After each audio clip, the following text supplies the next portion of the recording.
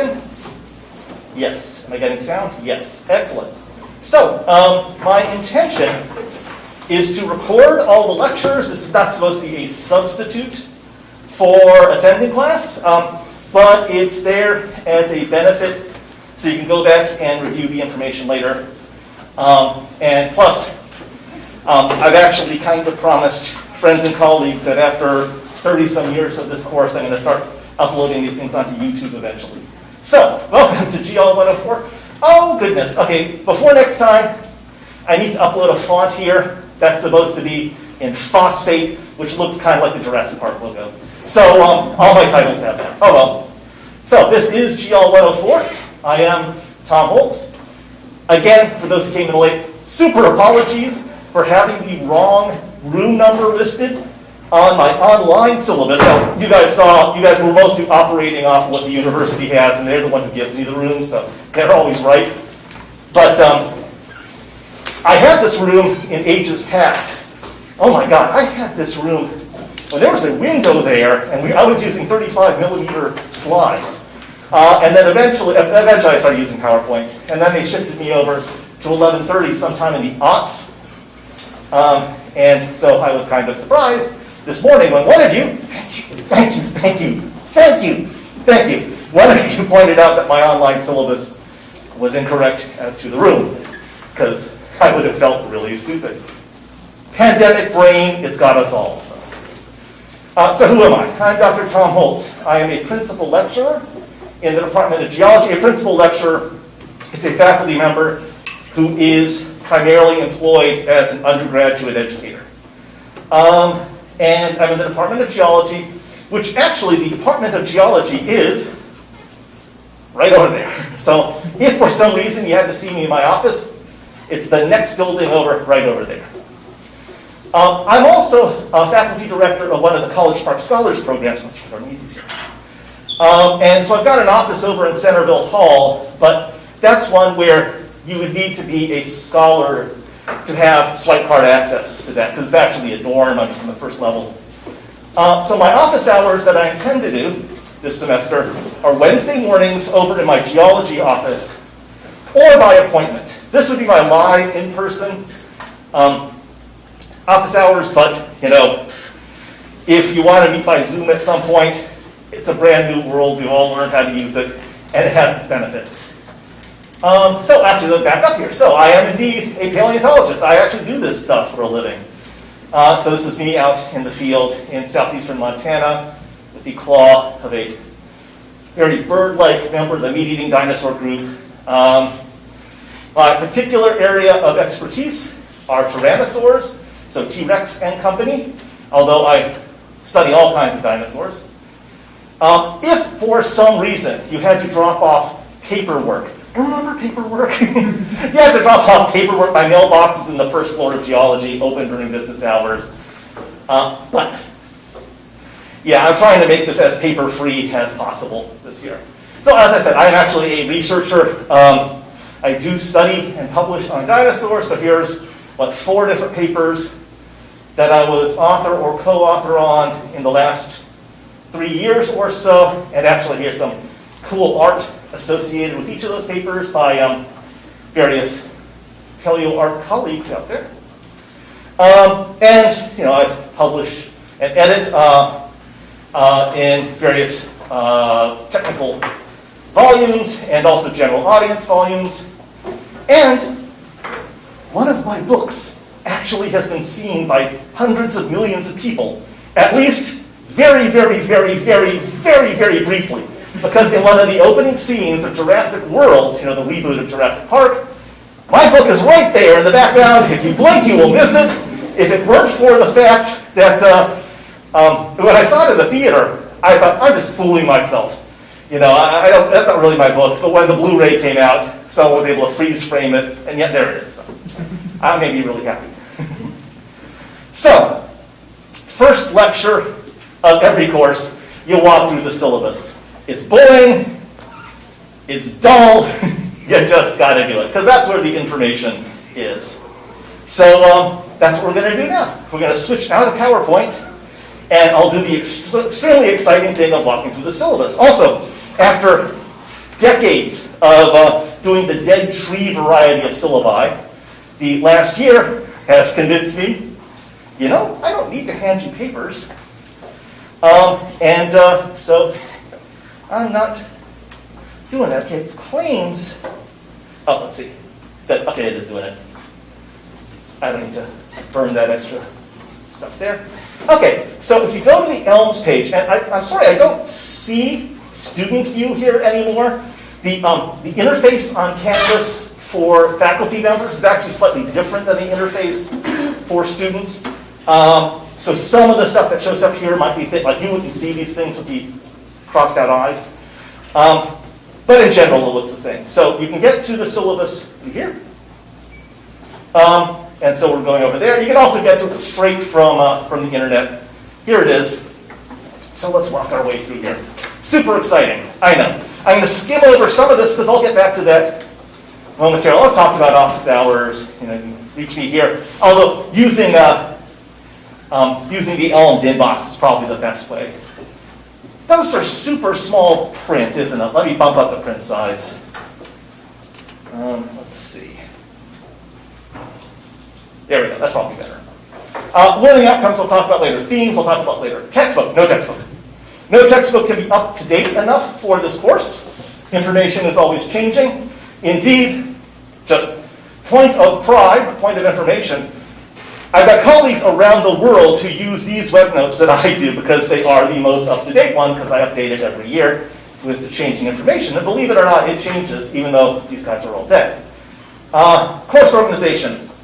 3 in-person live lectures a week. Oh my God, this used to be so normal, and yet I'm freaked out by this.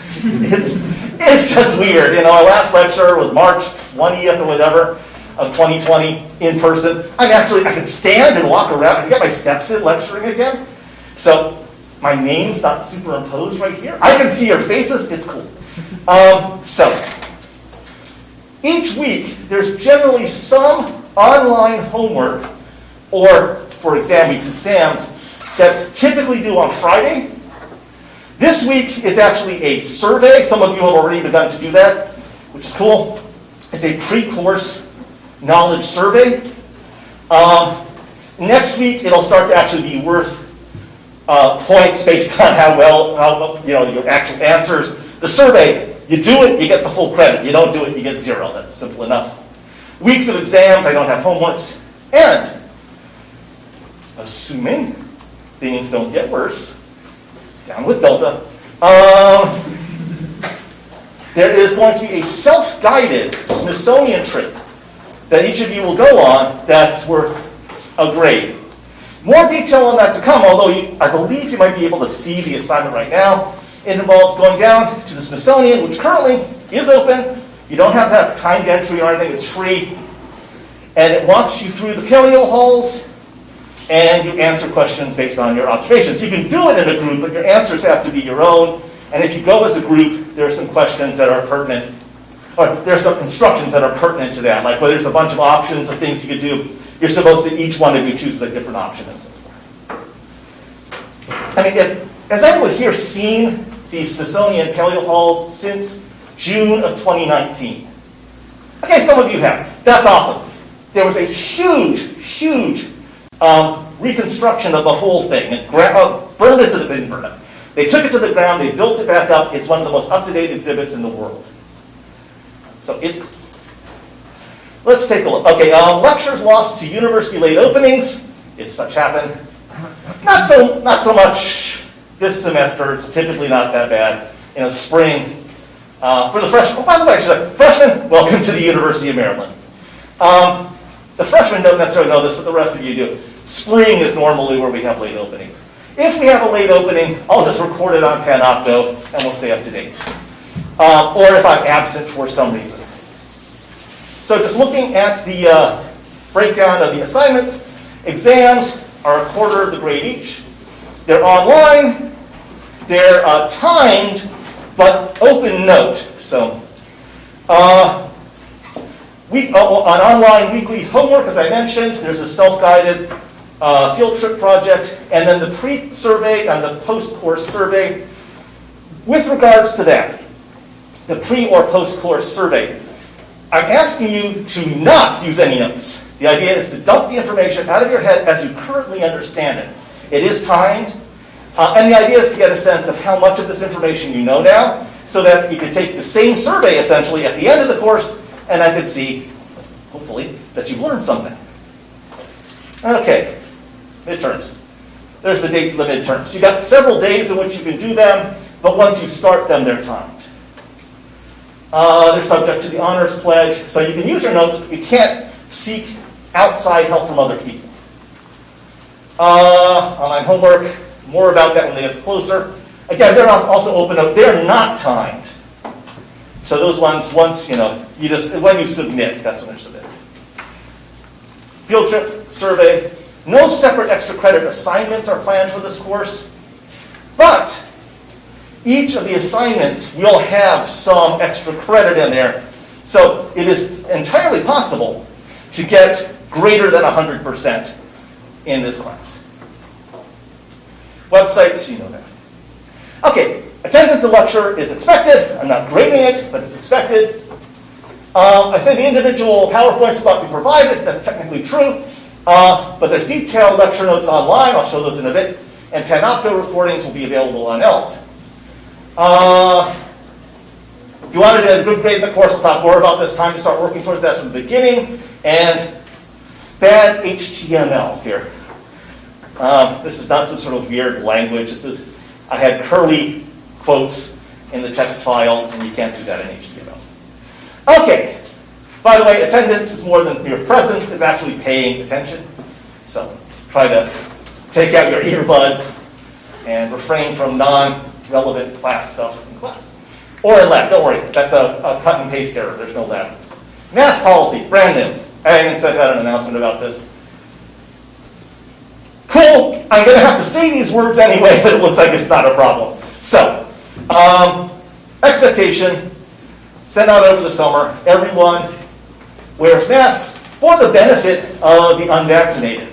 And each other, too, because, adults is nasty. Face coverings over the nose and mouth are required while you are indoors at all times.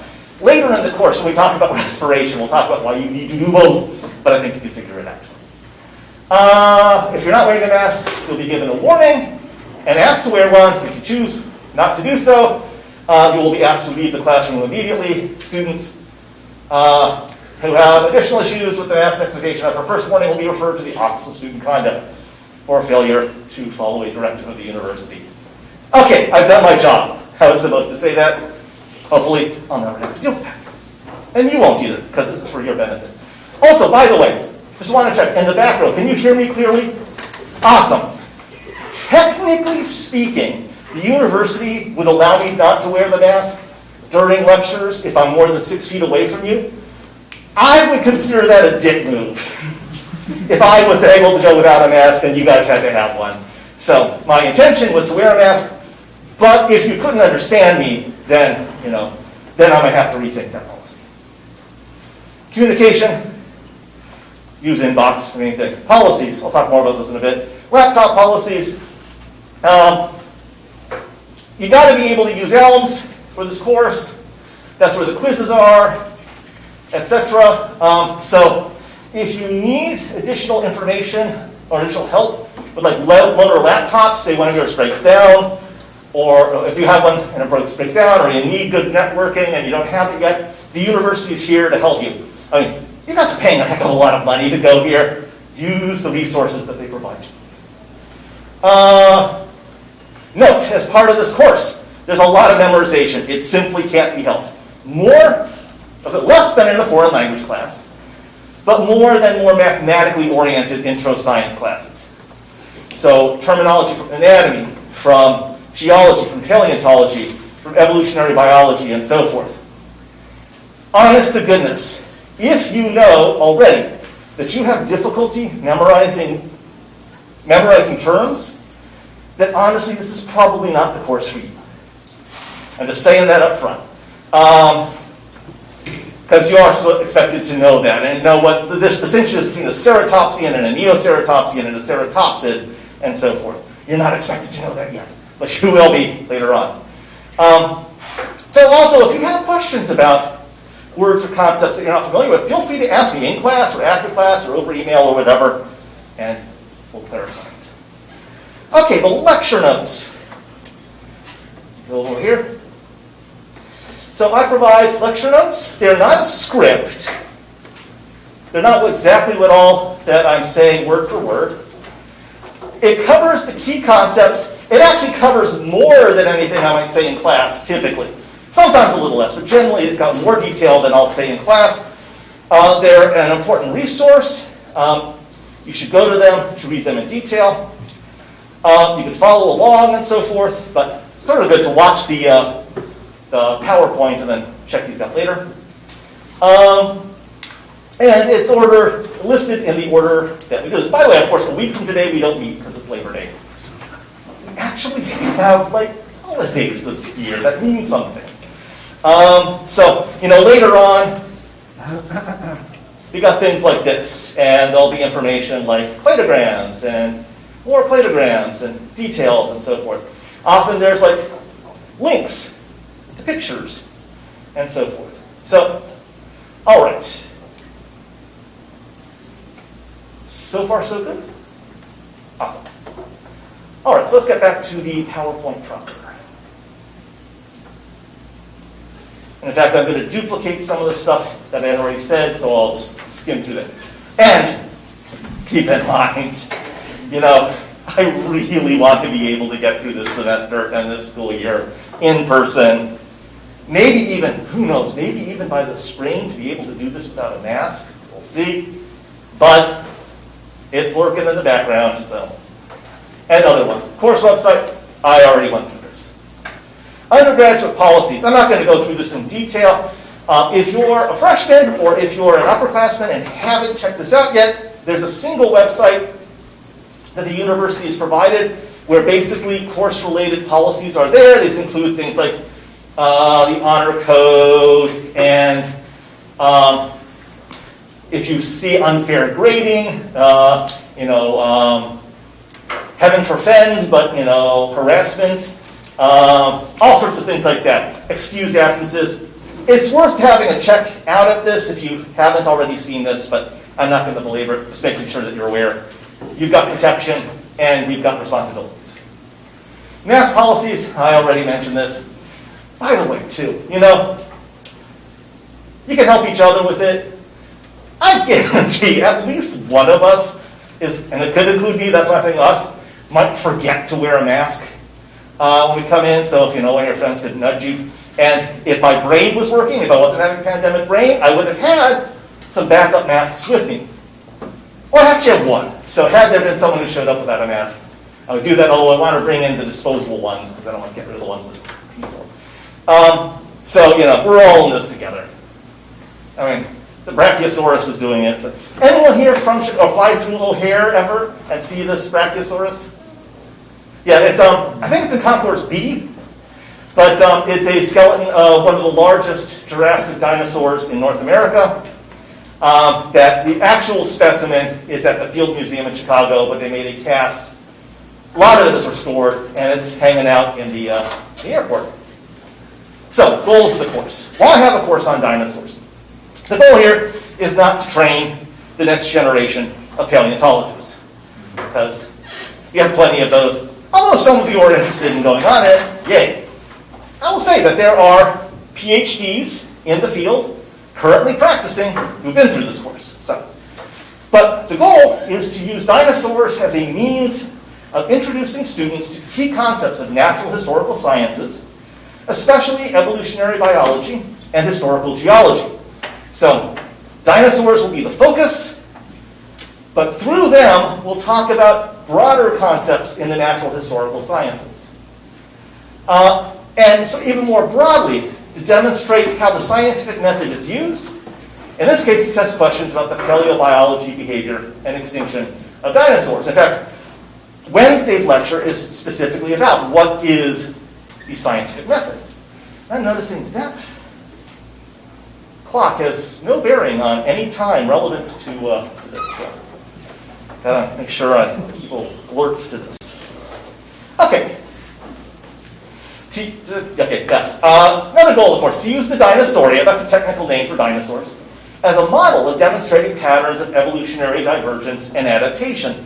The middle of this course, specifically, is going to take a walk through the family tree of dinosaurs, and up each branch, we'll see their changing anatomy and ecology through time, and, there'll be sort of lessons learned up these different pathways, so you can get to learn these different dinosaurs. So, a note about attendance. I already said attendance, show up and pay attention. A note about notes. The online notes are available, but I see some of you are writing down notes, and that's awesome. Actually, it's been, and some of you might be typing them too, it's been shown by experts in education, educational sciences, that the act of taking notes actually improves your ability to understand the material, because you become an active learner at that point.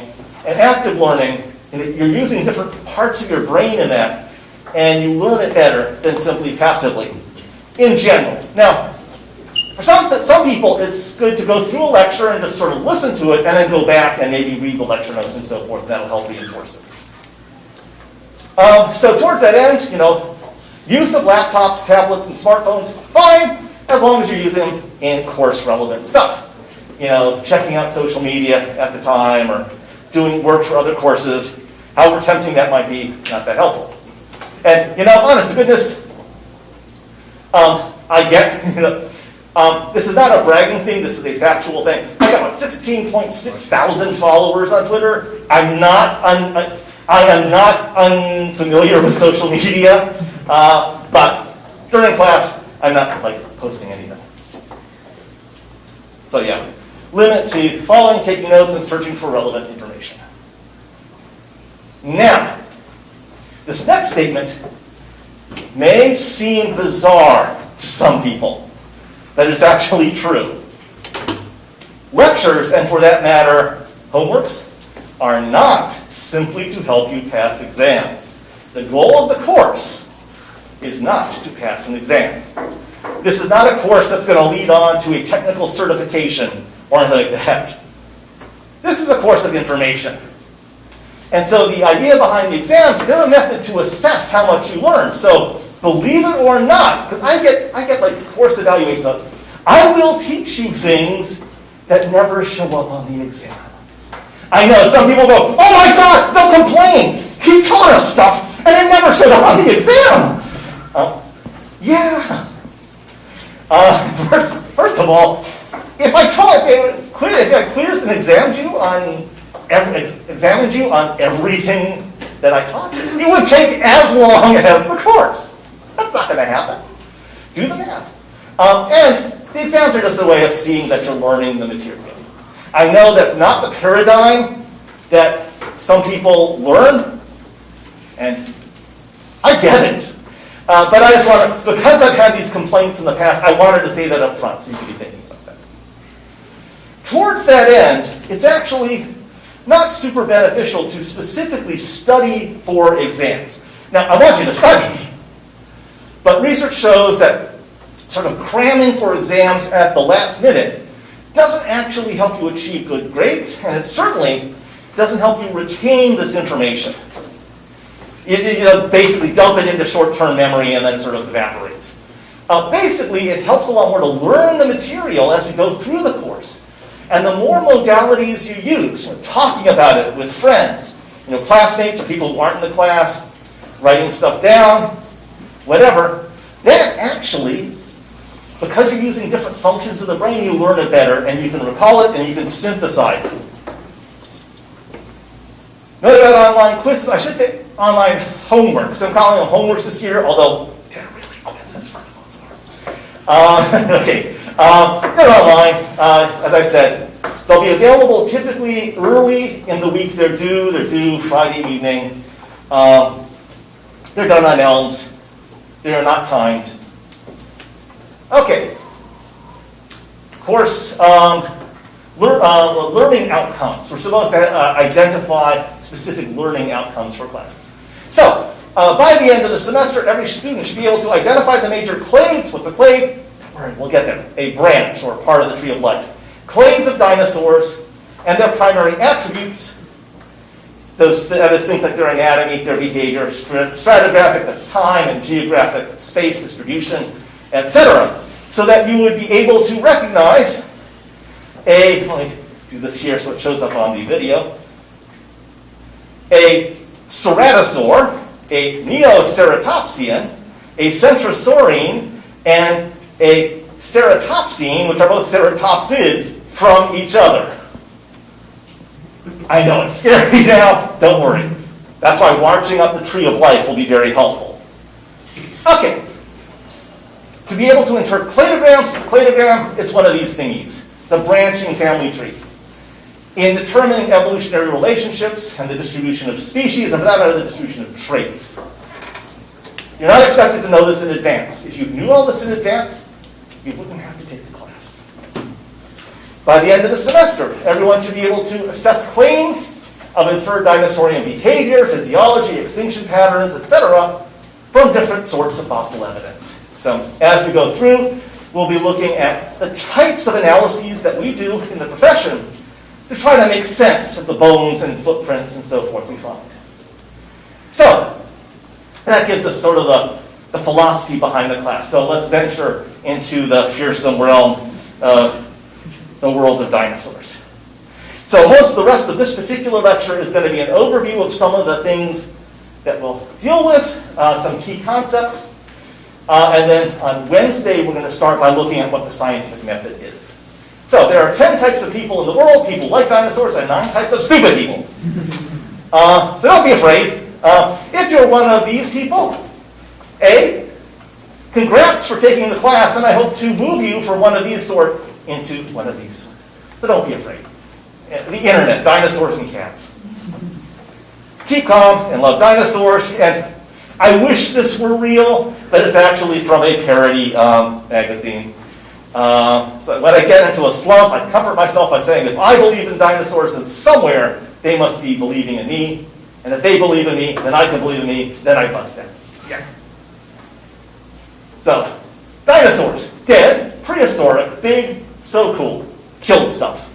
Well, yeah, so cool. Some of them killed stuff, and, plants die. So we'll see that some of these other things, though, are not absolute. First of all, if up until this moment in time, you said this is a course in archaeology, I would forgive you. But as of 1029, I will not. This is not a course on archaeology. Archaeology is the study of ancient peoples and their artifacts, like these petroglyphs here on the sandstone. Now, the reason I was actually at that spot wasn't so much to look at the petroglyphs, although it was cool, by the way.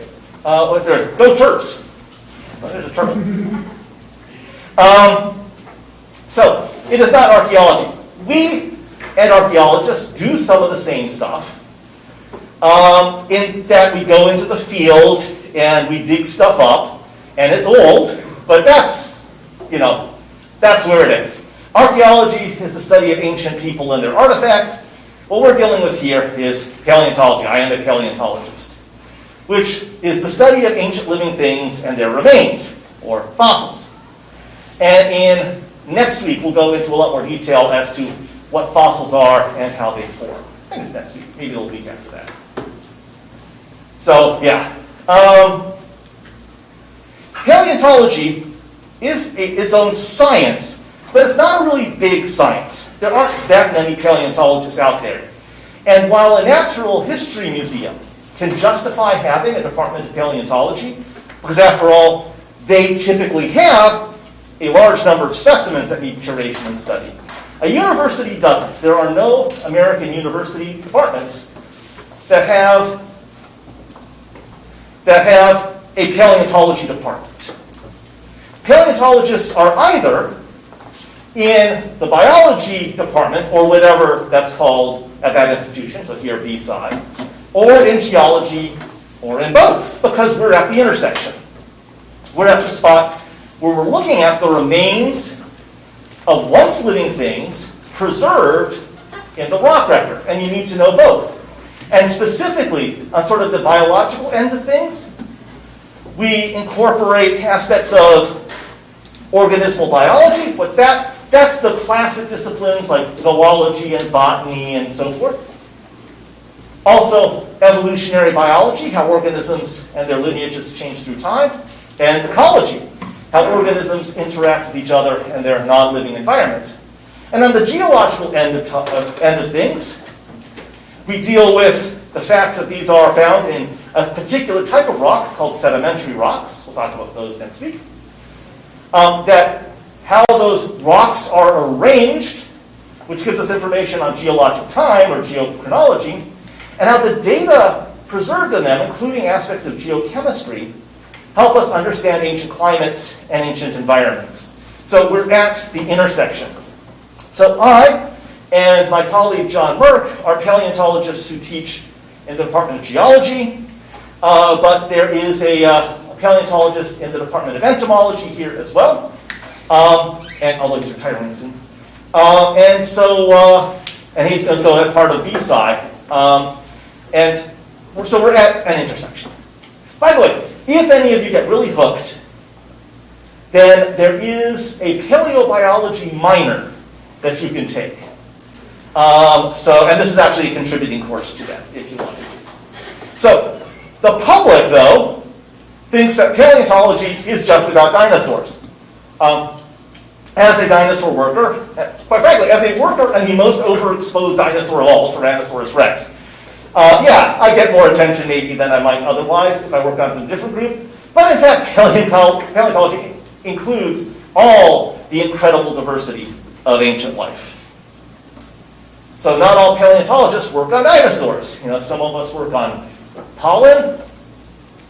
I go through this. Oh, here we go. Pollen or microfossils, plants, invertebrates, that is shellfish, or other types of backboned animals other than dinosaurs. So things like, fish, amphibians, mammals, or even non-dinosaurian reptiles.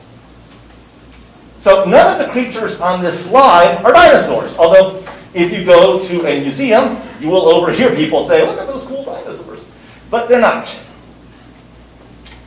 So the giant ground sloth is a mammal. The finback here, Dimetrodon, is not even a reptile. It is a proto-mammal. It's on our lineage, closer to us, and kangaroos, and duck-billed platypus, and whales than it is to a lizard, a snake, a turtle, a crocodile, a dinosaur. The mosasaur here, that's an honest-to-goodness lizard, and it's a member of the lizard group. These marine reptiles are their own branch of extinct reptiles, coincided in time with the dinosaurs, but not dinosaurs. And the pterodactyls and the other pterosaurs, not dinosaurs, but really, really, really, really, really, really close relatives. So, what is a dinosaur? As we'll talk about at the end of this week, the concept of Dinosauria began in reference to these three types, these three genera as they're called, in the early 19th century. Three different reptiles discovered in rocks of the Jurassic and Cretaceous of southern England, specifically Megalosaurus, Iguanodon, and Hylaeosaurus. Now, the three of them didn't look anything like these illustrations you see here. These are very early illustrations. I'll talk about the history of their discovery on Friday. And they were used to coin the name dinosaurs. So no, prior to their extinctions, they were not known as livosaurs. So, dinosaurs. The word Dinosauria, the name Dinosauria, is not some ancient word. Caesar wouldn't have heard of it. Leonardo da Vinci would never have heard of it. Thomas Jefferson would have never heard of it, although he would have been really interested. And he almost lived late enough in time to hear about it. And this is the paragraph in which that word is coined. So, I'm not going to do a British accent here, but there's Sir Richard Owen. He's the guy who named Dinosauria. And he says the combination of such characters, but in this case character means like traits or characteristics, all manifested by creatures far surpassing in size the largest existing reptiles, will, it be presumed, be deemed sufficient ground for establishing a distinct tribe or suborder of saurian reptiles, lizards and crocodiles and so forth, for which I would propose the name of Dinosauria. And you go down to the little footnote associated with that, and it's from two Greek words, dinos, which is fearfully great. Sometimes you see it translated as terrible, but if you actually go to the paper, he says fearfully great, which is not merely big, great, but fearfully great. So Victorian speech for scary big, and sauros, lizard, so the fearfully great lizards. We'll come back to that. So that's the etymology of Dinosauria, the guy who named it, but what is a dinosaur? Well, here's the technical definition right now. Oh, I'm sorry that Scott Hartman's name got trailed off here. I'm trying to make certain that I give you the attribution for the artists of the skeletons and the life reconstructions. So, Dinosauria is the group comprised of the most recent common ancestor of Iguanodon, Diplodocus, and Megalosaurus, and all of its descendants. So on a family tree like this, if you descended from the common ancestor of these three, from this branch point that connects these three, you're a dinosaur. If your lineage branched off before that common ancestor split from each other, then you're not a dinosaur. So pterodactyls, like Pterodactylus here, are not dinosaurs. Not because they're small, not because they flew, but because they are not the descendants of the most recent common ancestor of Iguanodon, Diplodocus, and Megalosaurus, and all of its descendants, or one of its descendants in this context. So that's what a dinosaur is. We'll come back later on to why this definition is chosen and what that means. So let's take a look here at the geologic time scale. So the beginning of what's called the Mesozoic era, the age of reptiles, is right down here. Immediately after one of the greatest extinctions in the history of life, we are at the top. The oldest known dinosaurs are from around about 235 million years ago. Sort of right around the time an epoch, as it's called, a unit of time called the Middle Triassic ended and the Late Triassic began, known best from South America. The classic dinosaurs of the Jurassic are from about 150 million years ago, known especially from places in western North America. So this would include Stegosaurus and Diplodocus and Allosaurus and Apatosaurus and its cousin Brontosaurus, which is a legit dinosaur again. We'll talk about later on. The last of the giant dinosaurs, things like Tyrannosaurus, Triceratops, Edmontosaurus, are from about 66 million years ago, and individuals of those species would have, if they were facing the wrong direction, or right direction from your point of view, witnessed the great catastrophe at 66 million years ago. And we are here. And so, as I've been saying since the 90s, Tyrannosaurus rex is closer in time to us than it was to Stegosaurus by about 15 million years. And Stegosaurus is only halfway back from Tyrannosaurus to the beginning of the age of dinosaurs. So really, it's better to think of the ages of dinosaurs. Of course, what we mostly know about dinosaurs are their bones. So, of course, famously, some dinosaurs are tremendously huge. Indeed, that was one of the attributes that Owen first recognized, that they were far surpassing in size the largest of existing reptiles. So there's this phenomenon that if you ever have the femur, that is the thigh bone of a large dinosaur, you are required to lie next to it, and it's a scale bar. See? Okay. So gigantic animals, larger than the largest land-living animals today. And we also have gigantic footprints that show us these huge creatures were out there. And of course, that's really impressive. Animals, the length of the largest whales, and the mass of maybe not the largest living species of whales, but more massive than a herd of elephants. That's truly tremendous, but not all dinosaurs were huge. Many of them could stand in the palm of your hand. So don't be afraid of the little dinosaurs either. In fact, it's an extremely diverse group. Even with that specific definition of those three branches There's an amazing amount of diversity and lifestyles within that. And indeed, some of the small ones, we now know were covered by either fuzz or honest-to-goodness feathers. Indeed, some of those are as feathered as, and possibly even flying like, modern birds. And indeed, this is a far more likely restoration of Velociraptor, a feathered dinosaur, than what you see in the Jurassic movies. And when you get to one point in the family tree, it becomes extremely difficult to say, are you dealing with a non-bird dinosaur or a true bird? And indeed, as we'll see, don't think of birds as different from dinosaurs. They are part of this dinosaurian family tree. And indeed, the Mesozoic shows most of the transformation from the split between birds and other dinosaurs to the origin of fully modern birds. So some of the main things, to sort of wrap this up, that we'll talk about. Where did dinosaurs come from? What were their ancestors? Where do they fit in the family tree of life? What did they eat, and how could we tell?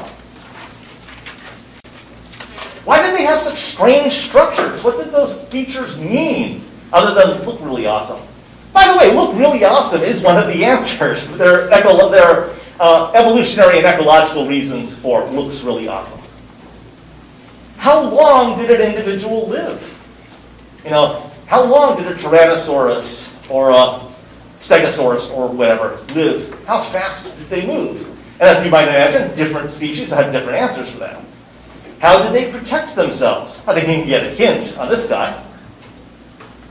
What were their limits to size and speed and so on? That's one of the cool aspects of dinosaurs, is that the larger ones tend to push the physiological limits of a land animal. In this case, one that's walking a bit through the water, but it is a land animal. How did they court, and how could we tell? A species, if you have individuals that don't mate with each other, that was the end of that lineage. So courtship, very important. And once they've successfully courted, how do they raise their young? There's actually a lot of science involved with that. Were they warm-blooded, like mammals, or the living part of the dinosaurs, the birds? Were they cold-blooded, like lizards and snakes and turtles? Or were they something in between? And ultimately, what happened to them? So these are some of the main themes we'll be looking at in this class. And just to sort of wrap things up here, some highlights. Dinosaurs have been found on every continent, including Antarctica. Now, in Antarctica, you have to be at spots where the ice isn't covering all the rocks to find them, but even in the middle of the transantarctic mountains, we found dinosaur fossils. Because the giant dinosaurs were not contemporaneous with humans, we only know about them from their fossils. As Bud says, oh well, another day's digging shot to hell down there. And those fossils include bones, most fossils, really scrappy fragments, but occasionally a complete bone, and even better, parts of a skeleton still stuck together. Best of all, of course, is when many bones are stuck together. You got a very good sense of what that animal would have looked like then. But it's not just bones, it's things like eggs and embryos in those eggs, if you're really lucky. Or clusters of babies found together. It tell you something about their social structure. And an important part of dinosaur studies are their tracks, the traces they left behind on the ground, for instance, like footprints. Here's an Allosaurus track. Here's a trail, I'm going to highlight in red, of dinosaur tracks when it was walking on a beach in what's now Wyoming. And even what they really left behind, which is poop, fossilized dung, coprolites, literally crap stones. This is Dr. Karen Shin, one of my colleagues. She is the world authority on dinosaur crap. And honest to goodness, that's a good thing to study in that it reveals a lot of information about the biology. I'm happy to let her study it. I'm a bone picker. Or skin impressions. This is a skin impression of Triceratops, which had huge scales. There's another photograph of the same. Sometimes we even have the skin and the armor together for armored dinosaurs, which is Borealopelta. And we even have traces of its color. And it shows that it's got sort of a brownish top and a whitish bottom. And it shows counter shading at size much bigger than the largest counter shaded animals today. We'll talk later on about what that might mean about their ecology. And this being an age where a lot of information can be digitized and processed in computers, we'll see how computers are aiding us in trying to reconstruct the biology of dinosaurs like this tyrannosaur, who I have yet to know, though, why it's going pew, pew, pew, pew with its little hands, but I don't know. It looks good. So, before, and I'll send out, I haven't sent it out yet, I'll send out the text after I get back to my computer. Before next class, and then you give us an hour before class so I can process the data, I'm going to ask what you want most to learn about this course. Also, if you haven't done so already, if you want to, please take that pre-course survey. Ideally, you want to take it before you were influenced by me in this lecture. But I know not everyone got the message, or was, you were all busy with other stuff. See you on Wednesday. And I know there's a few people who want to talk to me about oversubscription. So if you're here and want to come down here, we can talk about that. Take care.